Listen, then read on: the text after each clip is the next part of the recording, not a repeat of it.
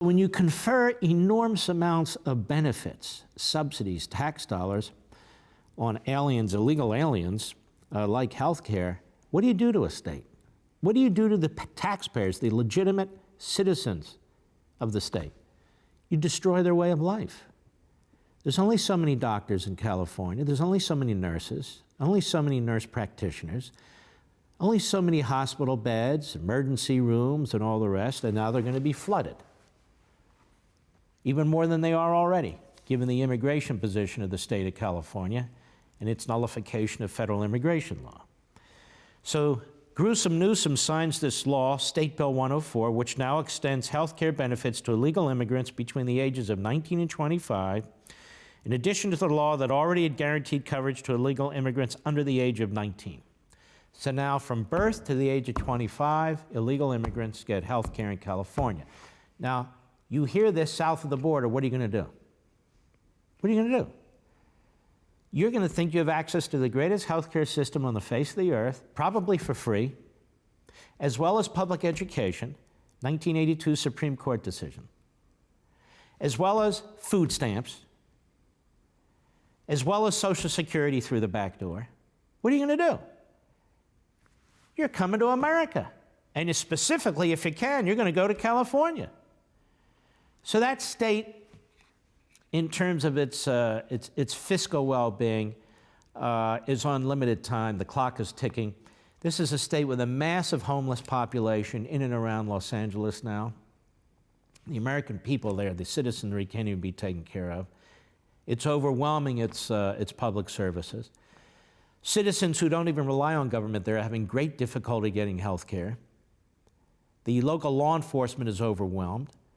You also have an effort there at letting criminals out of prison, letting them vote, and now letting them on juries. So the insanity of the left in a one-party controlled state is obvious.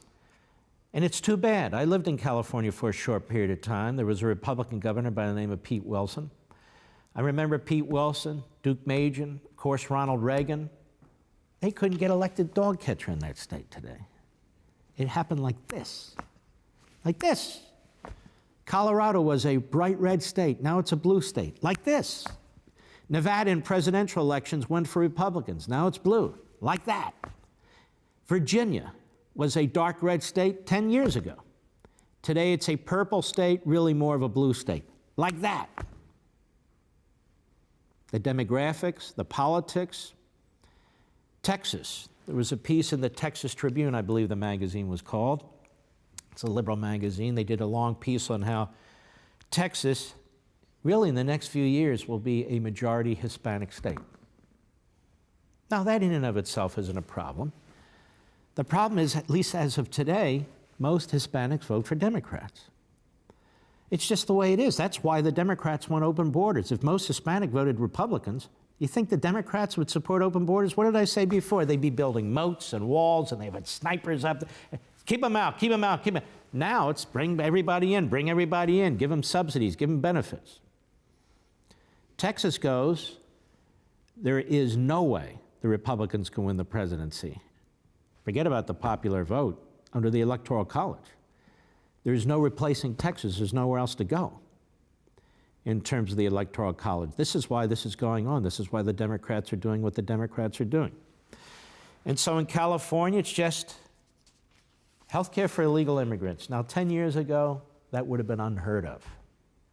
10 years ago, the Democrats, Schumer, Pelosi, Clinton, 12 years ago, they were the ones, in addition to Harry Reid, arguing for securing the border, deporting illegal immigrants. And so, you don't hear this anymore from the Democrat Party. They're gone. They've completely lost it. Want to see more? Sign up for Levin TV.